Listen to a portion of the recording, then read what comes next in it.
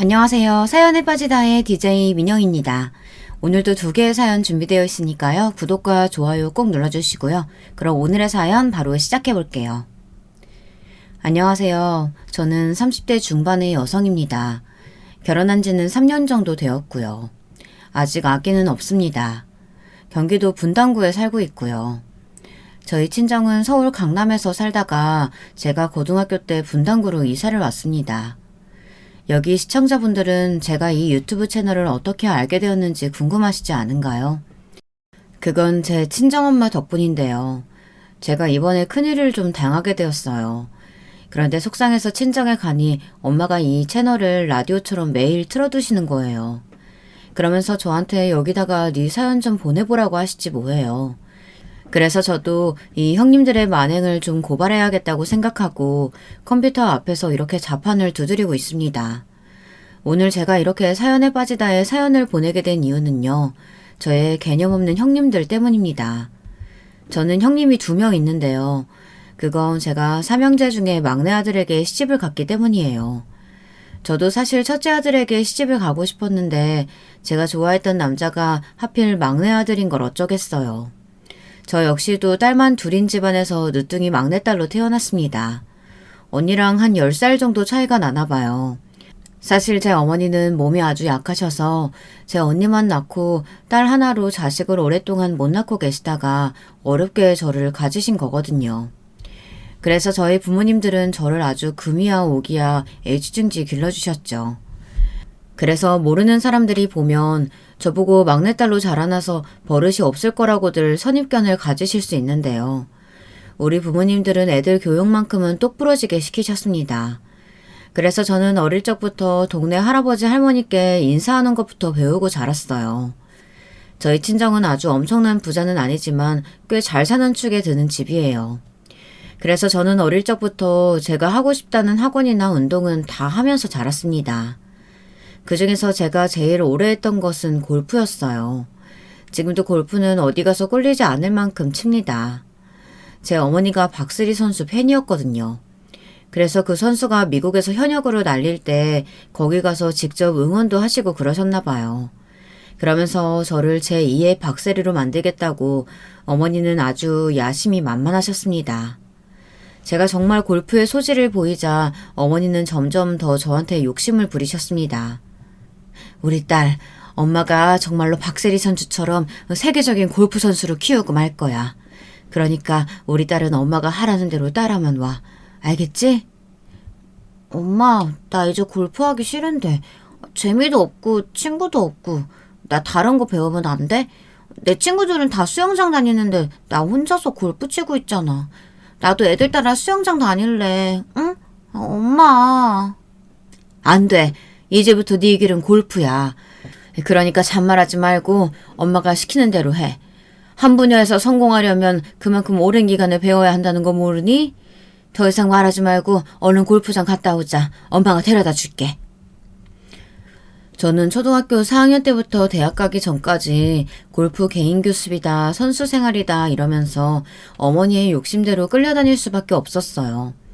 처음에는 저도 많이 참았죠. 좋은 게 좋은 거고 골프 선수로 이름을 날리면 저도 돈 많이 벌고 좋을 것 같았거든요. 하지만 제가 부상이 잦아지는 일이 생기고 골프 코치도 저에게 그렇게 어깨가 안 좋으면 골프를 그만둬야 할 것 같다는 청천벽력 같은 말씀을 하셨습니다. 그 말을 들은 저보다 어머니가 더 많이 실망을 하셨으니 그 당시 우리 집 분위기가 어땠는지 구독자 여러분도 쉽게 상상하실 수 있을 거예요. 제 어머니는 박슬희 같은 아까운 인재를 골프계에서 잃게 됐다며 저한테 부상 정도는 훈련하고 재활만 하면 어떻게든 되지 않겠느냐고 고집을 부리셨어요. 하지만 저는 아예 이참에 골프를 그만두고 싶었기 때문에 몰래 코치 선생님께 부탁을 드렸습니다. 제 부상 정도가 선수로서는 재기가 불가능하다는 식으로 어머니에게 말을 좀 해달라고 말이죠. 제가 얼마나 골프를 하기 싫었으면 그런 생각을 했겠어요. 그때가 고3 때이니 저는 진학을 하기 위해 발등에 불이 떨어진 셈이었습니다. 왜 그랬냐고요? 선수가 되겠다는 목표로 그동안 저는 체육 특기생이라고 시합이 있을 때마다 자주 학교를 빠지곤 했거든요. 학교 측에서도 제가 메달이나 우승컵을 타오면 학교에 자랑이 되는 셈이니 아주 친절하게 골프 시합이 있을 때마다 나가라고 등을 떠밀었고요. 그러다가 고2 겨울방학 때부터인가 공부를 해야만 하는 상황이 오게 되었어요. 연이은 부상과 어깨 탈구 때문에 골프를 아예 그만둬야 하는 상황이 되었기 때문입니다. 어머니는 제가 골프채를 내려놓는 순간 그렇게 우시더라고요. 아이고, 우리 희영이 골프 선수 돼야 되는데 이게 다 엄마가 우리 선수 관리 잘 못해서 그래. 희영아, 미안하다. 그동안 그 어깨 많이 아팠니? 엄마, 난 괜찮아요. 이깟 부상은 어깨 수술하면 된다잖아. 그것보다 이제부터 저는 공부를 좀 해야겠어요. 그러니까 나 수술 끝나면 조용히 공부하게 말리지 말아요. 다시는 골프 선수 되란 말 하면 안 돼요. 알겠지? 어? 그래, 알았다. 아휴, 아까워라. 우리 딸 딱 골프 선수 해야 되는데. 저는 이렇게 엄마의 유난스러운 골프 선수 되라는 기대에서 벗어나게 되었습니다. 골프를 안 쳐도 된다고 하니 사실 저는 너무 좋았습니다. 그래서 누가 시키지도 않았는데 공부를 열심히 하게 되었어요. 제가 공부를 하겠다고 하니까 이번에는 아버지가 반색을 하시며 저에게 금전적인 지원을 아끼지 않으셨습니다. 그동안 공부만 하느라고 몰랐던 제 뇌 기능이 톡톡히 실력 발휘를 하게 되었죠. 아이고, 우리 딸이 공부를 하겠다고 결심하다니 이 아버지가 눈물이 앞을 가리는구나. 예비가 우리 딸이 뭐든지 말만 하면 다 하게 해줄게. 저거 대치동 1타 강사를 집으로 불러줄 수도 있어. 그러니까 너는 공부만 열심히 해. 정말요? 아빠, 그럼 나 서울대생 과외 좀 붙여줘요. 그러면 나 공부 잘할 수 있을 것 같아. 응? 아빠, 진짜 고마워요. 저는 고2 중간고사 때까지만 해도 반에서 중간 정도나 그 밑에서 맴돌던 학교 성적이 수직으로 상승하게 되었어요. 저희 담임 선생님을 비롯하여 학교 친구들이 다들 놀랬습니다. 어떻게 공부한 지 3개월 만에 10등 이상이 오르냐고 그 비결이 있으면 좀 공유해달라고 난리들이었어요. 하지만 그 비결은 정말이지 별게 없었습니다. 저는 공부에 목말라 있었고 제가 성격이 악착 같아서 남들보다 뒤처지는 건 좀 싫어하거든요. 그게 제가 꽂힌 분야에서만 실력 발휘가 되는 것이 좀 아쉬운 면이지만 말이에요. 고3 여름 기말고사 때는 저는 반에서 1, 2등을 다투는 아이가 되어 있었습니다. 1년 만에 학교에서 150등 이상을 올린 거죠. 수능 모의고사를 봐도 전국에서도 50% 이하였던 제가 4, 5% 이내에 들기 시작했습니다. 그건 모두 아버지가 제가 하고 싶다는 공부를 시켜주겠다고 명문대생 과외도 시켜주고 학원도 보내주신 결과였어요. 저 혼자 했더라면 좀 어려웠을 거 저도 인정합니다. 그때까지는 골프 치느라 학교 공부에 소홀했었던 거였으니 말이죠. 하지만 오랫동안 골프를 하느라 성적에 신경을 못 썼으니 내신만으로는 대학 가기가 어려웠고 저는 그 해에 제가 가고 싶던 이화여대에 떨어졌습니다. 저는 이화여대가 아니면 안 가겠다고 선생님께 굳은 결심을 말하게 되었어요. 선생님은 그동안 공부한 것이 아깝다며 이화여대 말고 다른 대학에 가면 안 되겠느냐고 저를 설득하려고 하셨지만 저는 죄수를 해서라도 이대에 꼭 가고 싶었기에 고개를 저었습니다. 선생님은 한숨을 쉬시면서 이렇게 말씀하시더라고요. 그래, 희영아. 네 결심이 그렇다고 하면 안 말리겠는데 선생님은 좀 아깝네. 이 정도 성적이면 네가 고집하는 이화여대 말고도 서울에 있는 대학교, 다른 대학교 충분히 갈 성적 되거든. 한양대나 중앙대 정도로 타협하면 어떠니? 재수하는 거 생각보다 고달프고 힘들어. 선생님은 희영이가 현역으로 대학 들어갔으면 좋겠는데 말이야. 선생님, 저 이왕 대학 가기로 마음먹은 거 이대 아니면 안 갈 거예요. 저는 그동안 대학 안 가고 골프 선수 된다고 생각하고 살아온 사람이거든요. 그런데 이번 어깨 부상이 저한테는 전화위복이라는 말을 꼭 듣고 싶어요. 그래서 이화여대 가려고 하는 거예요. 선생님은 결국 너는 못 말리겠다고 하시면서 웃음을 지으셨어요. 그 길로 재수학원을 등록한 저는 1년간 열심히 수능 공부만 했습니다. 그래서 이듬해에는 그렇게도 원하던 이화여대생이 되고 말았습니다. 저는 이렇게 뭔가 한번 꽂히면 그걸 이루고야 마는 성격을 지니고 있었습니다. 그래서 저를 잘 아는 친구들이나 주변 사람들은 저보고 무섭다고 절대 건들지 말아야 할 애가 저라고 그렇게 말하고들 하곤 했죠. 저는 그렇게 매사 승부욕이 강하기 때문에 누구한테라도 지는 걸 싫어했어요. 하지만 제가 시댁 집안에서 막내 며느리다 보니 그때 생기는 불편함은 저도 어쩔 수가 없었습니다. 이쯤에서 저의 형님들에 대한 얘기를 안 하고 넘어갈 수 없겠습니다. 저는 원래 남의 말을 하는 걸 참 싫어합니다. 남들이 뭐라든 제 길만 걸어온 탓도 있겠죠. 남들의 시선에 잘 신경 안 쓰고 저도 기본적으로 아주 생판 남인 사람들에게 시선을 잘 안 줍니다. 그런데 제 형님들은 오지랖퍼도 그런 오지랖퍼가 없더라고요. 그래서 제가 처음 시댁에 시집을 왔을 때 그런 성격을 가진 형님들 때문에 소가리를 좀 했습니다. 제 마음에 안 드는 구석들이 보이는데 그걸 또 형님이라고 제대로 지적해 줄 수도 없었거든요. 안 그래도 제 친정어머니는 막내로 자라온 제가 그 층층시야 시집을 가서 적응은 잘할 수 있을지 걱정이 된다며 이런 말씀을 하셨습니다. 시집을 가면 벙어리 3년, 귀머거리 3년으로 지내야 속이 편하다는 말이에요. 아니 그게 무슨 시대에 뒤처진 말이냐고요. 저는 결혼 전에 엄마에게 지금이 조선시대냐고 내가 과부냐고 시댁에서 그런 대접을 만약이라도 한다면 제 남편이 가만히 있지 않아야 하는 거 아니냐고 반문을 했습니다. 그랬더니 친정어머니는 정말 애처로운 눈으로 저를 보시면서 쯧쯧하고 혀를 차시는 거예요. 희영아, 모르는 소리 하지 말어. 그러니까 엄마가 너 권서방하고 결혼하는 거 반대한 거야. 권서방이 삼형제 중 막내라면서 그리고 네 시어머니는 아들만 셋 낳았고 그러니까 네 시어머니는 딸 있는 내 마음은 전혀 모르시겠지. 형아, 시집살이라는 게 그렇게 녹록한 게 절대 아니야. 그러니까 이 엄마 말 명심하고 벙어리 3년, 귀머거리 3년 이렇게 지내. 그래야 그 이후에라도 너가 할 말이 생겨. 알겠니? 알았어. 알았으니까 엄마. 나 이제 지훈 씨랑 결혼해도 되는 거지? 걱정하지 마. 우리 지훈 씨 그런 사람 아니야. 내가 시집살이 당하면 막아주겠다고 나한테 약속도 했거든. 저는 엄마가 구식이라서 뭘 모른다고 타박을 주며 제 남자친구와 기어코 결혼을 하고 말았습니다. 지금 제 남편이 된 우리 집 남자는 착하고 잘생기고 그야말로 나무랄 데 없는 사람인데요. 딱 한 가지 제가 남편의 흠을 좀 잡자면 마음이 많이 약하다는 거예요. 그리고 시어머니에게 엄청 효자 노릇을 하려고 한다는 건데요. 그건 남편의 형님들이 효자랑은 좀 거리가 먼 인간들이어서 그래요. 저는 시아주버님이 2명이 있는데요. 첫째 시아주버님은 첫째 아들이라 그런지 시어머니가 처자들에게 엄청 집착을 하셨다고 하네요.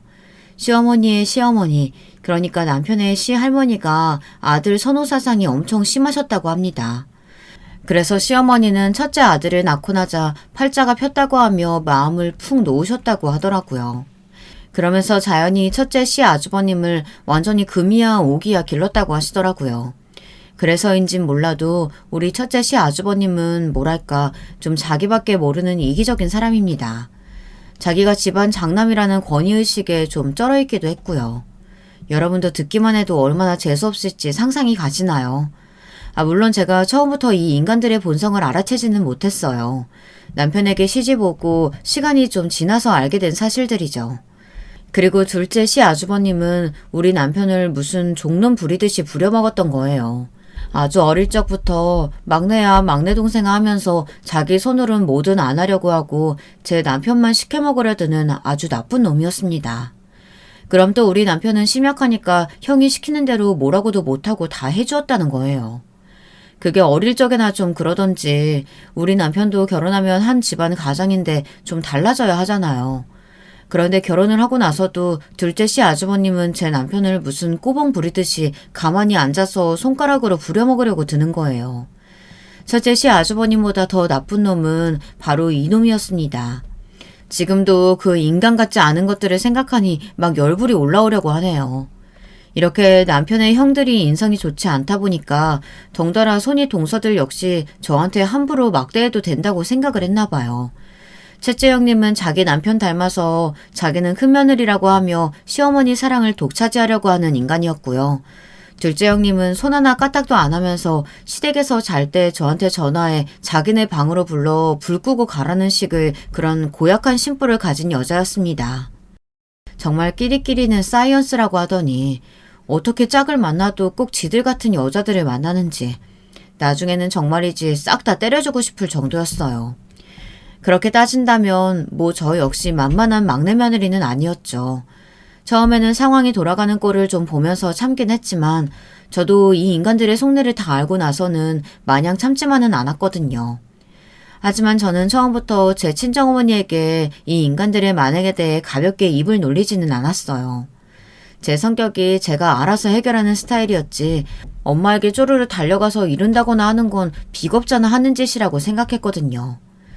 어쨌건 제 형님들은 아주버님들의 위세를 등에 업고 저한테 참 못할 짓거리들을 많이 했습니다. 지금부터 본론이니까요. 여러분들 끝까지 잘 들어주시길 바라겠습니다. 저는 남편과 대학교를 다니면서 만났습니다. 제가 어떻게 여자만 있는 이화여대에서 남편을 만났는지 궁금하시지 않나요? 남편은 음악 동아리 연합회 회장이었거든요. 남편은 고려대생이었고 저는 이화여대 학생이었으니 저와 남편은 동아리를 하면서 친해지게 되었습니다. 그 동아리는 고전 기타 동아리였는데요. 합동 합주회도 자주 열고 1년에 한 번씩 MT도 다니면서 고대와 이화여대 고전 기타 동아리 하면 참 사이좋기로 유명했었습니다. 그러나 저와 남편은 대학교 때는 같이 일을 하면서 친해졌지 정작 사귀지는 않았습니다. 남편도 저도 따로 여자친구와 남자친구가 있었거든요. 그런데 그 남친에게 제가 배신을 당했어요. 하필이면 남편의 여자친구와 바람이 나게 되었던 거였습니다. 저는 매일 눈물을 흘리면서 그 전 남친을 욕했고 제 남편이 제 하소연을 들어주었고 남편도 자기 전 여친을 욕하면서 우리들은 뭔가 동질감을 갖게 되었던 거였습니다. 하지만 제가 대학을 졸업하게 되면서 남편과는 연락이 끊기게 되었어요. 자연스럽게 연락이 끊겼다가 사회에 나와서 다시 만나게 되었습니다. 저는 대학 졸업하고도 취미로 기타 합주를 계속했거든요. 그건 남편도 마찬가지였고요. 그래서 사회인 기타 동아리를 들어갔는데 거기 우연히 남편이 있었던 거였습니다. 사회인이 되어서 만난 남편과 저는 금방 눈이 맞아버렸어요. 같은 상처를 지녔던 동지 같은 곳에서 그게 연애 감정으로 변하게 된 것이었죠. 하지만 저희들이 결혼을 하려고 하니 그 원수 같던 둘째 동서년이 반대를 한 거였습니다. 뭐 제가 그냥 마음에 안 든다는 이유로 말이에요. 하지만 제 시부모님은 온전히 제 편을 들면서 둘째 형님에게 이렇게 말씀하셨다고 합니다. 둘째 며느리야, 네가 마음에 안 든다고 해서 우리 막내 권지은이가 저 아이랑 결혼 못할 일은 없다고 생각한다. 난 막내 아들의 눈을 믿어. 그리고 무엇보다도 지훈이 여자친구가 이화여대 나왔다고 하지 않니? 그러면 걔보다 못한 너는 가만히 있어야 하는 거 아니니? 다 됐고 둘째 너는 이 결혼에 불만 있을 이유도 없고 이 시애미가 보기엔 그냥 억지 쓰는 거밖에 안 돼. 그러니까 우리 막내 며느리 들어오면 텃세 부리지 말고 다 같이 잘 지내도록 해. 이건 첫째 너도 마찬가지다. 어머니, 제가 이 집안 막내였는데 어떻게 저한테 이러실 수 있어요? 네? 저 섭섭해요. 어머니가 벌써부터 막내 며느리 때문에 싸고 도시는 것 같아서 저 너무 섭섭해요. 아마 모르긴 해도 이때부터 둘째 형님이 저를 눈의 가시처럼 여기게 된 건지도 모르겠네요. 저 셋 많고 속 좁은 여자라면 충분히 그럴 가능성이 있긴 합니다. 그래도 시부모님이 모두 제 편이었으니 정말 다행이었죠. 아니었으면 저는 진작에 남편하고 이혼했을지도 몰라요. 동서들이야 1년에 한두 번씩 명절에만 보면 되는 것이었지만 시부모님이 저를 마땅치 않게 생각하셨다고 한다면 저는 시집살이를 견디지 못했을 테니까요. 다행히 시부모님들은 두 분 다 골프를 엄청 좋아하시는 마니아들이셨어요. 그래서 제가 골프를 오래 했었다는 점이 시부모님의 마음에 쏙 든 것이었어요. 저도 골프를 좀 치지만 이름만 대면 알만한 프로들이 제 개인 교습을 맡아주셨다고 하니 그분들은 굉장히 저에게 관심이 있어 하시면서 이것저것 물어보시는 것이었습니다. 그 선수들이 가르치는 것도 잘 가르치냐, 개인 교습비는 얼마나 받더냐, 그리고 제 우승컵이나 메달을 보시면서 시부모님들을 저를 굉장히 대견해 하셨습니다. 주위 친구분들에게 골퍼 며느리가 들어왔다고 하면서 자랑을 하셨다고 하네요. 첫째 시아주버님은 서울 강남에 살고 있고 둘째 시아주버님도 강남에서 가까운 서초동에 있는 작은 아파트에 살고 있습니다. 그래서 저는 신혼 초부터 두 형님들을 자주 마주칠 일이 별로 없었어요. 그나마 처음부터 저와 남편의 결혼을 반대했던 둘째 형님은 저를 보기만 하면 눈에 가시처럼 미워하긴 했지만 저는 좀 둔한 편이라는 말을 듣는 사람이라 잘 신경이 쓰이지는 않더라고요. 구체적으로 저한테 해코지를 하지 않는 이상 저도 그냥 둘째 형님을 무시하면서 살았던 것 같기도 하네요. 저는 친정도 분당이고 제 시부모님들도 분당에 사신 지 꽤 되셨기 때문에 신혼집도 시댁과 친정 동네 중간 위치에 잡았습니다. 두 집 다 차 타고 10분 거리 내에 있는 곳이었어요. 남편도 그 신혼집 위치가 아주 좋다면서 만족해 했습니다. 시댁과 친정도 무슨 일이 있으면 빨리 갈 수 있지 않겠느냐고 하면서 말이에요. 그러면서 남편은 저에게 이렇게 말하더군요. 당신 정말 마음 씀씀이가 착하다. 친정 근처에 살고 싶었을 텐데 우리 본가 시부모님들한테도 신경 써주고. 내가 당신 이래서 좋아하는 거지. 앞으로 내가 장인 장모님한테도 똑같이 잘할게. 응? 고마워 여보. 아니야. 나도 당신네 어머니 아버지 남 같지 않아. 우리 엄마 아빠처럼 친근해서 마음이 가는 거야. 두 분 다 처음부터 날 너무 예뻐해 주셨잖아. 그러니까 나도 신경 써서 착한 며느리 노릇해야지. 잘했어 당신도. 결혼하고 우리 엄마 아빠한테 사위로서 잘해줘서 너무 고마워. 그 못된 시아주버님이나 형님들만 없었으면 저와 남편은 시댁 친정 양쪽에 아주 공평하게 잘해드리면서 잘 살았을 거예요. 하지만 문제는 명절 때마다 꼭 일어나는 분란이었습니다. 다른 때는 첫째 형님은 시댁에 얼굴도 안 비치다가 명절 때만 되면 꼭 단체 톡방을 만들어서 저를 임의로 초대해놓고 이거 해라 저거 해라 지시하는 걸 즐기는 사람이었습니다. 그리고 둘째 형님은 그런 첫째 형님과 둘이 짝짝꿍이 되어 그 옆에서 저한테 못된 누명이나 씌우며 속으로 비열하게 웃는 여자였고요. 예를 하나 들어보면 이런 일이 있었네요. 그게 2022년 추석 때 일어났던 일인데요. 추석 연휴 일주일 전부터 첫째 형님이 저를 또 톡방에 초대를 했던 거였습니다. 거기엔 딱 첫째 형님, 둘째 형님, 그리고 저밖에 없었어요. 저는 평소에 당톡방을 열고 그러는 거 자체를 좋아하지 않거든요. 그래서 가족끼리도 전화나 문자로 소식을 주고받지 카톡은 부담스럽고 잘 안 하게 되는 사람인데요. 우리 첫째 형님은 단체 톡방을 너무 좋아하는 인간이었어요. 그래서 뭔 일이 있으면 딱 톡방부터 만들어서 거기서 지시하고 다 했냐고 닥달하는 그런 피곤한 스타일이었습니다. 첫째 형님은 대기업 과장인데요. 그런 톡방 문화에 잦아들어서 과장 이하 자기 팀원들끼리도 톡으로 업무 지시하고 평소에 입이 있어도 잘 안 쓰는 여자예요. 그래서 그 형님들 팀원들도 톡방에서 형님이 무슨 톡을 보냈는지 못 보면 비상이 걸린다고 그런 식으로 부하 직원들을 올가매는 그런 미저리 같은 여자였습니다. 아무튼 추석에 시댁에서 모이면 무슨 음식을 할까 하는 의논들을 하잖아요. 그래서 또 첫째 형님에 의해서 단톡방이 열렸습니다. 저는 카톡 울리는 알람 소리가 싫어서 첫째 형님이 연 톡방의 소리를 죽여놓고 있었거든요. 그랬는데 갑자기 형님이 전화를 한 거였어요. 저는 너무 놀라서 전화를 받았죠. 그랬더니 형님이 화가 나서 길길이 날뛰는 소리가 다 들리는 것이었습니다. 영문도 모르고 저는 잔소리 폭격을 받으니 기분이 좋을 리가 없었습니다. 동서, 나 첫째 형님이야. 동서 정말 나 무시하는 거니? 왜 톡 보냈는데 대답을 안 해? 어머 형님, 톡 보내셨어요? 죄송해요. 저 형님이 보낸 톡 못 봤어요. 무슨 얘기 하시려고 했는데요? 형님이 이왕 전화했으니까 지금 말해주세요. 됐어. 나 입 아파서 말 안 할 거니까 내가 보내는 톡 확인하고 당장 답장해. 이러면서 첫째 형님이 전화를 뚝 끊어버리는 거였습니다. 저는 진짜 어이가 없어서 전화기를 들고 멍하니 앉아 있었어요. 내가 지 5분 대기조도 아니고 바쁘게 움직이다 보면 못 보고 할 수 있는 게 톡 아닌가요? 그렇게 급한 일이면 전화를 하면 되지 왜 톡만 하나 보내놓고 못 봤다고 지랄을 떠는 거냐고요. 그래서 저는 형님이 보낸 톡을 확인해 봤습니다. 그랬더니 정말 별 내용이 없었어요. 그 내용인즉 계속 저를 불러대기만 하는 거였습니다. 동서 왜 톡 답 안 해? 익십하니 너? 동서 뭐 하길래 답을 안 해? 당장 대답 안 해? 이런 시시껄렁한 톡 내용에 대답할 거리가 뭐가 있어요. 막말로 형님이 업무 지시를 한 것도 아니고 못 볼 수도 있는 거죠.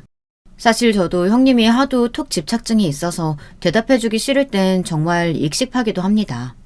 하지만 그때는 그런 건 아니었고 정말로 일이 있어서 톡을 못 봤던 거였습니다.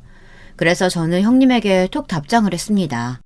그랬더니 형님은 저에게 한마디도 아닌 무려 10마디의 단문으로 카톡을 보내는 거였어요. 그것도 안 해도 될 잔소리 등등을 말이죠.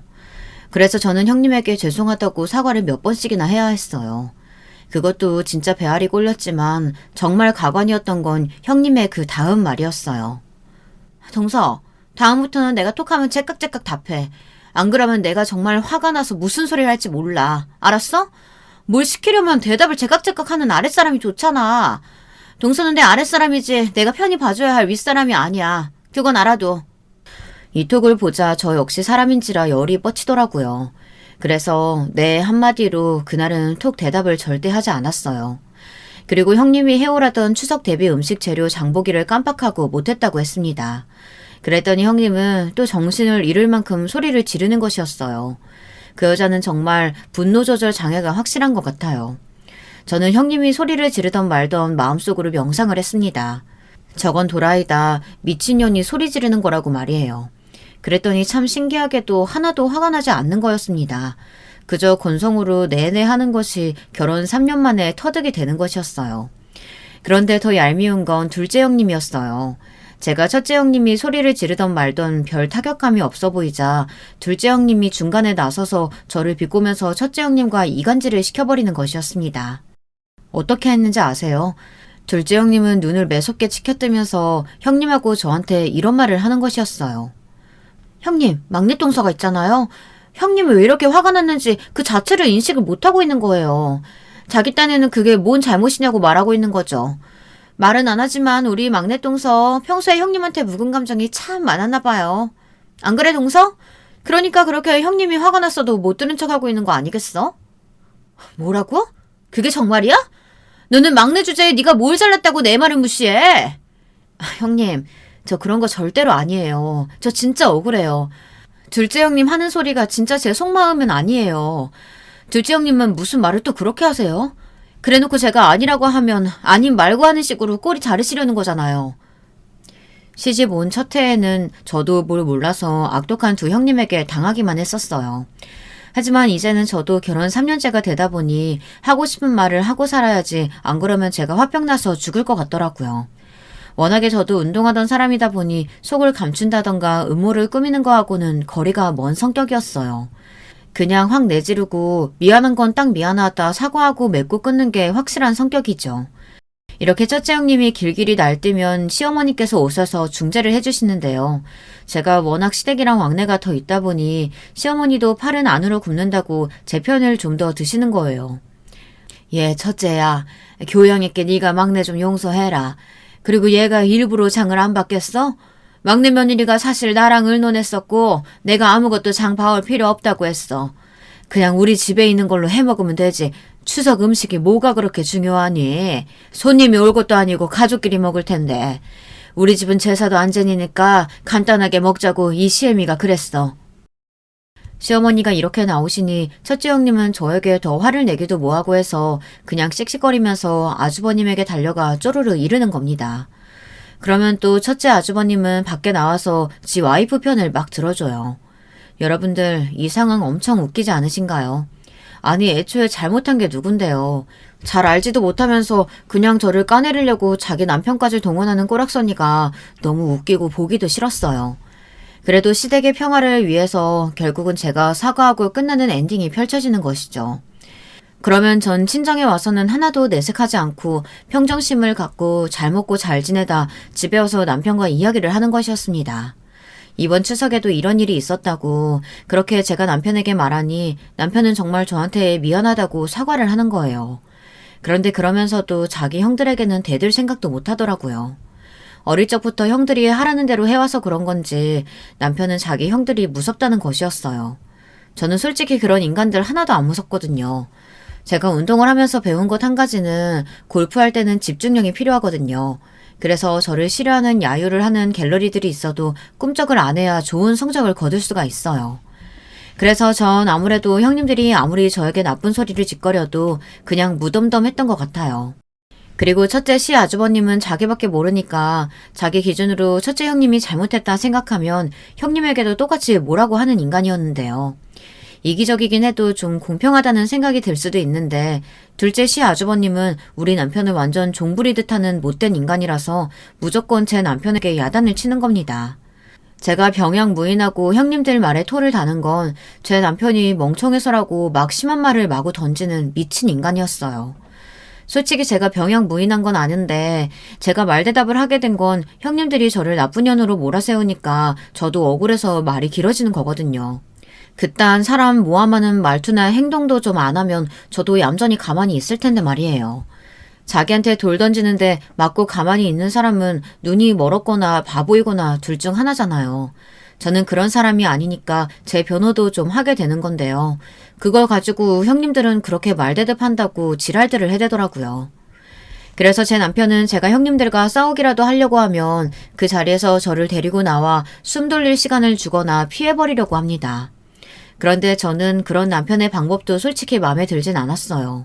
문제가 있으면 돌파를 해야지 피한다고 해결될 문제는 아니잖아요. 여러분도 그렇게 생각하지 않으시나요? 그런데 제가 결정적으로 이 미친 두 형님들하고 영원히 손절할 수 있었던 사건이 하나 있었습니다. 그 일만 생각하면 아직도 통쾌해서 웃음이 나오는데요. 이 사건이 무엇인가 하면 어느 날 저는 친정엄마랑 용인 근처 골프장에서 골프를 치며 이야기를 하고 있었어요.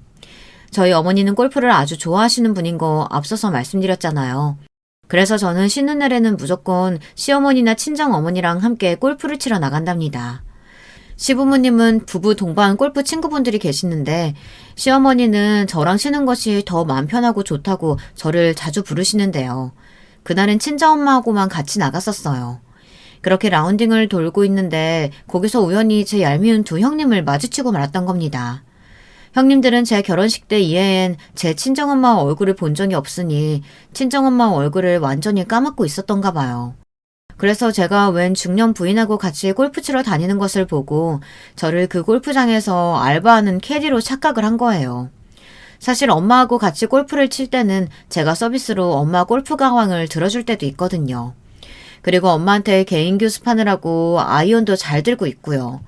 그 모습만 보고 저를 완전 캐디 알바로 착각을 한 것이겠죠. 두 형님은 저와 친정엄마가 골프 치는 모습을 보고 슬금슬금 다가와서 또 저를 아래 위로 훑어보며 띠꺼운 표정을 짓고 있는 겁니다. 친정엄마는 아주 사람 얼굴을 잘 기억하는 편이셨거든요. 그래서 이 두 년들이 제 형님들인 걸 금방 알았습니다. 하지만 친정엄마는 아는 척을 하지 않았어요. 딸과의 오붓한 시간을 방해받고 싶지 않았다고 나중에 말씀을 하시더라고요. 두 형님들은 저에게 또 미친 소리를 해댔습니다. 어머, 어렸을 때 골프 쳤다더니 막내 동사 여기서 캐디 알바라도 하고 있는 거야? 저 부티나는 사모님 옆에서 뭐라도 얻어먹으려고 살랑거리며 같이 다니는 꼴이라니. 나 참, 어쩌면 동서는 그렇게 무식한 선수 출신인 거 티내니? 그러게 말이에요. 어쩜 저렇게 얼굴에 철판을 깔고 다니는지. 골프 선수로 성공 못했으니까 여기서 돈이나 벌어보자 뭐 이런 심보인가 봐. 동서, 내가 오늘 일당 줄 테니까 내 골프 가방 좀 들어. 저 이상한 아줌마 캐디 노릇 그만하고. 아니나 다를까 형님들은 여기까지 와서도 그 천박한 양아치 근성을 못 버리고 저한테 막말을 해대는 것이었어요. 제 친정엄마가 눈살을 찌푸리면서 막 나서려는 걸 제가 가만히 손으로 제지했습니다. 그리고 저는 형님들에게 본격적으로 싸움을 받아주겠다고 나섰죠. 형님들, 오늘 제가 아주 귀빈을 모시고 있으니까요. 방해 그만하고 이제 좀 꺼져주시죠. 이 부인이 어떤 분인 줄 알아요? 형님들은 생각도 못할 아주 귀한 손님이시니까 골프 치러 왔으면 시비 털지 말고 조용히 즐기다가요. 안 그러면 경찰 부릴 거니까. 제 말에 그년들은 얼굴이 시뻘개져서 길길이 날뛰었습니다. 그러면서 저한테 못 배워먹었다느니 가정교육이 어떻게 됐냐는 등 갑자기 첫째 형님은 널 낳고 네 어미가 미역국은 먹었냐고 아주 처죽일 소리를 내뱉었어요. 제 친정엄마는 그 마지막 말을 듣고 완전히 눈이 돌아서 제가 말릴 틈도 없이 첫째 형님의 멱살을 잡았습니다. 뭐? 이년이 너 지금 무슨 말을 그렇게 해? 내가 누군 줄 알아? 우리 희영이 친정엄마야 이년아. 이년 너 낳고 네 어미는 미역국 먹었니? 그 말을 듣고 두 형님들은 얼굴이 새하얗게 질려서 벌벌 떨기 시작했어요. 저를 까내리려고 친정엄마 앞에서 본인 욕을 해댄 거잖아요. 그러니 평소에 입을 좀 조심했어야죠. 친정엄마는 첫째 형님 멱살을 확 뿌리치더니 골프장 사장에게 당장 전화를 걸었습니다. 사실 그 용인 골프장은 엄마의 지인이 하시는 곳이었거든요. 그래서 엄마는 사장님에게 당장 이쪽으로 오라며 화가 나서 전화를 끊으셨어요. 골프장 단골 손님인 거물의 호출을 받자 골프장 사장님은 헐레벌떡 달려왔죠. 저희 친정엄마가 골프장 사장에게 저 두 년들을 가리키며 화가 나서 막 따졌거든요. 김 사장, 물 관리 이따위로밖에 못해? 손님을 가려받아야지. 어떻게 이딴 떨거지들을 받아줘. 지금 당장 인연들 내쫓아. 골프를 하려면 매너가 있어야지. 어디 우리 딸이 누군 줄 알고 욕지거리에 일진짓거리를 해. 이 미친년들아. 저는 그때 시원한 사이다 한 캔 마신 것 마냥 묵은 체증이 싹 내려가는 것이었어요. 골프장 사장은 엄마에게 허리를 굽신거리며 두 형님들에게 이용료 돌려줄 테니 나가라고 소리를 질렀습니다. 그 두 년들은 사색이 되어서는 아주 꽁지가 빠져라 달아났죠. 그 모습을 보고 저는 한숨을 깊이 내쉬었어요. 저 역시 정말 껄끄러운 형님들의 면상을 보지 않아도 된다고 하니 속이 후련했거든요.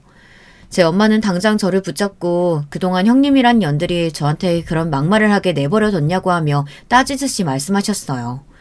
저는 그때서야 제가 시댁에서 동서들에게 당한 것들을 천천히 다 말씀드렸습니다. 그동안 엄마에게 센 척하느라고 하나도 말을 안 하고 있었거든요.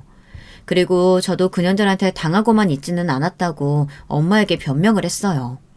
그랬더니 친정엄마는 화가 나서 시어머니께 따지려고 전화를 걸려는 거였습니다. 그래서 황급히 제가 친정엄마를 말렸어요. 엄마, 나쁜 것들은 저 동서들이지 시어머니는 아니에요. 시어머니는 저한테 참 잘해주신다고요. 그러니까 따지려면 남편의 형들한테 따져야죠. 와이프 단속 제대로 못 시킨 건 그 형들이니까요. 그리고 제가 말 안 했는데 시아주버님 둘이서 권서방을 아주 하인 부리듯이 일도 시키고 불려댄다니까요. 경조사 있을 때마다 남편이 매일 불려가가지고 일만 하는데 짠해 죽겠어 엄마. 뭐? 권서방이 그렇게 착취당하고 살아? 근데 시부모님은 왜 막내 아들이 형들한테 당해도 모르시니? 아님 모르는 척 하시는 건가? 제가 곰곰이 생각해보니 그 말도 맞는 것 같았어요. 막내 아들 좋아한다고 입으론 매번 말씀하시면서도 시어머니도 막내가 일 많이 하는 걸 좀 당연한 것처럼 놔두셨거든요. 그런 생각을 전개하다 보니 시어머니에게 좀 서운한 생각이 들었어요. 그래서 저는 친정엄마에게 따지지 말고 가만히 계시라고 제가 해결을 하겠다고 했습니다. 괜히 시댁 일에 사돈이 나섰다가 저한테도 불통이 튈 수도 있으니 참으라고 말이죠. 친정엄마는 겨우 진정하고 그날은 라운딩을 끝내고 엄마를 집에 모셔다 드렸죠. 그리고 다음 설 명절이 되었습니다. 그때 저는 시댁에 가서 완전히 형님들 만행을 까놓고 말하겠다고 단단히 작정을 하고 갔거든요. 그래서 처음엔 납작 엎드려서 형님들이 하라는 대로 내내 하며 설설 기어줬죠. 그랬더니 형님들은 저한테 트집 잡을 게 뭐 없나 하고 완전 눈에 불을 켜고 찾아보고 있더라고요. 나 참 기가 막혀서 역시 인간이란 변하지 않는 생물인 것 같아요. 저는 마지막에 있을 사이다 한 방을 위해서 천천히 빌드업을 전개해 나갔습니다. 그날도 어김없이 첫째 시아주버님은 편하게 소파에 앉아 예능을 보며 피식거리고 있고 둘째 시아주버님은 술 가지고 오라면서 제 남편을 잡들이하고 있었어요. 그래서 저는 남편 대신에 제가 나섰습니다. 아주버님, 제가 결혼 3년 차에 진지하게 말씀드리는 건데요. 그렇게 퍼즐로 앉아서 우리 남편만 시켜먹다가 완전히 돼지돼요. 그러니까 좀 일어나서 소주는 직접 갖다 먹는 거 어때요? 둘째 시아주버님이 곰처럼 뚱뚱하고 키도 덩치도 좀 크거든요. 어릴 때부터 먹는 거에 욕심이 많아서 그렇다고 시어머니가 매번 핀잔을 주고는 하시죠. 전 뭐 먹는 거에 대해선 터치 안 합니다. 하지만 맨날 왜 그놈의 입에 들어가는 음식을 우리 남편한테 시켜서 가져오라고 하는 거냐고요. 지는 손이 없나 발이 없나. 저는 우리 언니하고 그런 식으로 관계를 맺지 않았거든요. 우리 언니는 저랑 10살 차이 나는 나이로만 따지면 엄청 무서운 언니지만 그런 심부름 같은 걸 전혀 안 시켰어요. 오히려 절 잘 돌봐주면서 언니 것들도 거리낌 없이 같이 써서 오히려 제가 언니에게 미안한 적도 많았거든요. 어떻게 보면 잘하면서 제가 언니한테 얌체짓을 하면 했지 제 언니가 저를 하녀 부리듯 하지는 않았습니다. 그런데 어떻게 시댁에 오면 이놈의 집구석은 형들 세상이고 우리 남편은 인권도 무시당하고 특히 둘째 시아주버님한테 꼼짝을 못했습니다. 아무리 남자들 사이에 나이가 무시 못할 계급이라지만 이건 너무하잖아요. 그랬더니 둘째 시아주버님은 저한테 막 따지면서 또 죄 없는 우리 남편을 잡들이하려고 하지 뭐예요. 막내 주제에 와이프 단속도 못한다고 아주 지랄을 하는 겁니다. 그렇게 술 취한 둘째 시아주버니가 고래고래 소리 지르며 행패를 부리자 시아버지께서 화가 나서 둘째 아들의 뺨을 때렸습니다. 그리고 낮게 으르렁대는 목소리로 말씀하시더라고요. 둘째, 너 이게 어디서 배워먹은 버리장머리냐? 내가 너를 이렇게 가르쳤냐? 명절에 가족들이 만났으면 서로 도와가면서 잘 지내다 각자 집에 가야지. 여기가 너희 집이야? 네 멋대로 술 취해서 애비 보는 앞에서. 에휴, 잘하는 짓이다. 얼른 나가. 너희 집으로 썩 꺼지고 다시는 명절에 올 필요 없다. 그동안 이 애비가 참고 있었는데 첫째 너희 새끼 너도 마찬가지야. 어딜 장남이 솔선수범해서 일을 해야지 마음 약한 막내를 부려먹어? 내 자식 농사 다 잘못 지었어.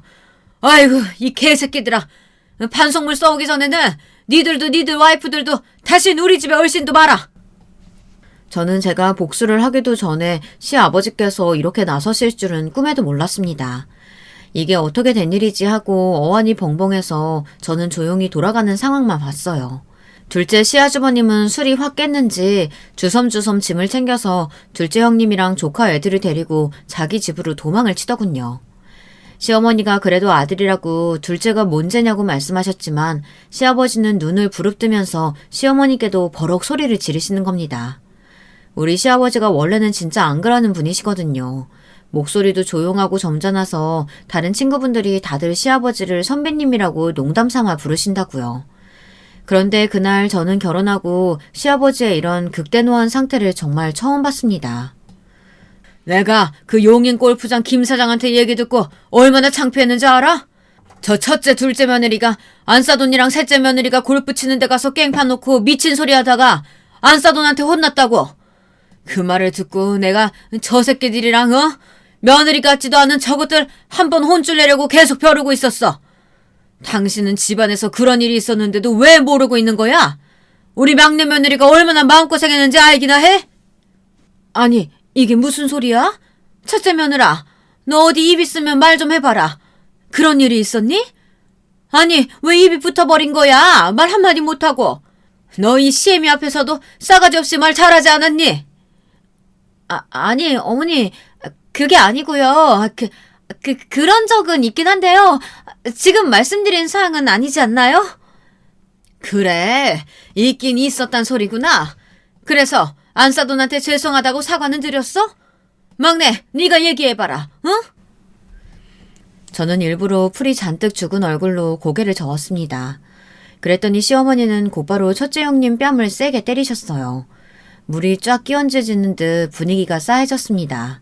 첫째 형님은 남들을 잘 깔아뭉개는 성격인데 거꾸로 자기가 당하면 분노 조절 장애라고 제가 말씀드렸죠. 갑자기 미쳐서 날뛰기 시작을 하는 겁니다. 이 미친 것이 시어머니고 뭐고 안 보였나 봐요. 어머니, 왜 절 때리세요? 미친 거예요? 제가 시어머니한테 잘못한 게 있어요? 막내 동생네 친정엄마한테 혼난 것도 억울해 죽겠는데 왜 어머니까지 저를 때려요? 제가 뭘 잘못했다고요? 야, 이 싸가지 없는 년아. 너가 위아래도 없이 이 시애미가 있는데도 이 집안에 휘어잡고 흔들려고 한 거 내가 모를 줄 알고? 그리고 넌 예절이 없어. 어떻게 우리 막내 며느리 친정엄마한테 가서 대들 생각을 해? 안싸도 무서운 거 몰라? 막말로 입장 바꿔서 니네 친정엄마한테 둘째나 셋째 며느리가 지랄했어 봐라. 너는 참았겠니? 시어머니는 그야말로 눈이 확 뒤집히셔서는 첫째 형님에게 마구 쏘아붙여 주셨습니다. 그랬더니 첫째 형님은 울음을 터뜨리면서 억울하다고 곧 통곡을 했어요. 하지만 시어머니 역시 그동안 쌓여 있었던 게 많았나 봅니다. 형님은 울던 말던 할 말씀 다 하시곤 안방에 들어가 문을 쾅 닫아버리셨어요. 그리고 시아버지는 첫째 시아주버님에게 저 물건 데리고 나가라고 소리를 지르시는 거였습니다. 저는 제가 나설 필요도 하나 없이 제 시부모님 덕에 아주 사이다 드링킹을 제대로 했습니다. 첫째 시아주버님도 자기가 살아오면서 시부모님이 이렇게 흥분하고 화내시는 것은 처음 봤다며 혀를 내두르고 와이프랑 애들 데리고 도망을 가더라고요. 그런데 정말 사이다를 마신 사람은 저도 있었지만 제 남편이었습니다. 남편은 그동안 형들에게 꼼짝 못하고 하인처럼 지냈던 과거가 다 주마등처럼 스쳐 지나간다고 나중에 저한테 그러더라고요.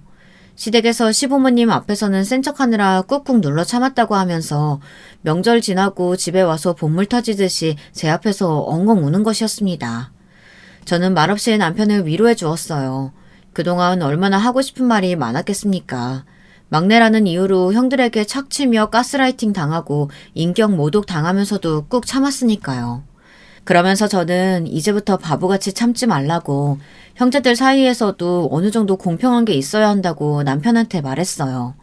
그랬더니 남편도 고개를 끄덕이면서 그러더라고요. 그동안 하고 싶은 말은 많았는데 둘째 형 앞에서는 정말 그 덩치에 위축되어서 말을 못했다고요. 어릴 적에 둘째 형한테서 많이 맞았다고 하면서 시부모님이 안 볼 때 안 보이는 대로 골라서 때렸다고 막 분노를 하는 것이었어요. 그래서 저는 남편에게 합기도나 유도 배우라고 권해주었어요. 혹시나 또 둘째 형이 정신 못 차리고 때리면 확 업어치기로 패대기를 쳐버리라고 말이에요. 그랬더니 남편은 아주 좋은 생각이라고 하며 당장 도장을 등록했습니다. 요즘은 운동을 배우면서 아주 단단한 정신으로 거듭난 그 사람이 저는 정말 더 사랑스럽네요. 자상하긴 하지만 심약했던 남편의 성격이 저는 걱정이 된 게 사실이었거든요. 첫째와 둘째 시아주버님은 아직까지도 시댁 출입을 금지당한 채로 살고 있어요. 그래서 다음 설에는 시댁에 우리 부부랑 시부모님들만 계시겠지만 아무도 그걸 아까워하지 않습니다. 아직도 첫째 형님은 정신 못 차리고 시어머니께 사과를 하고 있지도 않고 둘째 형님은 둘째 시아주버님이랑 싸워서 지금 이혼 직전까지 갔다는 소리를 들었어요. 글쎄요, 저는 그들이 뭔 짓을 하든 저한테 사과만 한다면 마음을 풀고 다시 가족처럼 지낼 수 있지만 그들 쪽에서 그럴 생각이 없으니 그냥 냅두고 보는 중입니다. 여기까지가 제 이야기였습니다. 여러분, 제 사이다 사연 어떠셨나요? 속이 조금 풀리셨나요? 저는 솔직히 말하면 그 거머리 같은 형님 같지도 않은 그년들 얼굴 안 보고 사니 정말 날아갈 것 같습니다. 그리고 제가 마음이 편해져서 그런진 모르겠는데 며칠 전에 임신 테스트기를 하니 두 줄이 보이는 거예요. 저는 결혼 3년 만에 생긴 아기라 그런지 시어머니에게 제일 먼저 연락을 하게 되더라고요. 시부모님은 정말 잘 됐다고 기뻐해 주셨어요.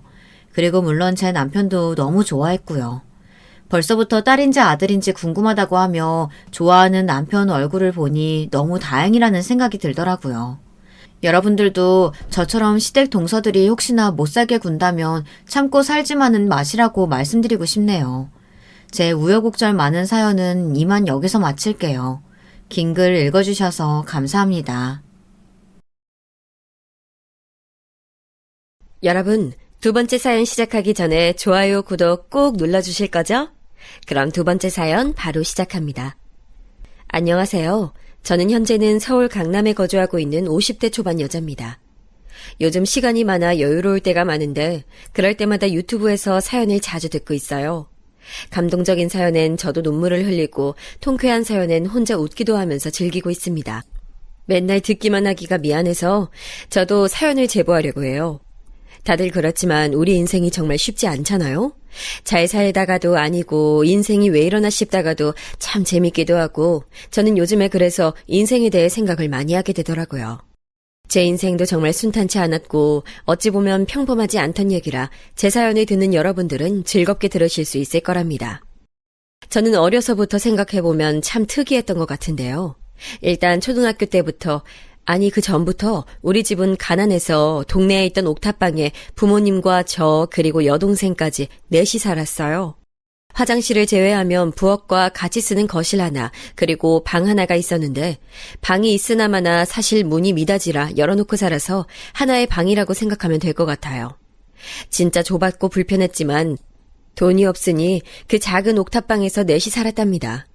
게다가 아버지는 직업이 없었고 심지어 술을 굉장히 좋아해서 집에서 나가지도 않고 텔레비전을 종일 틀어놓고 소주를 마셨어요.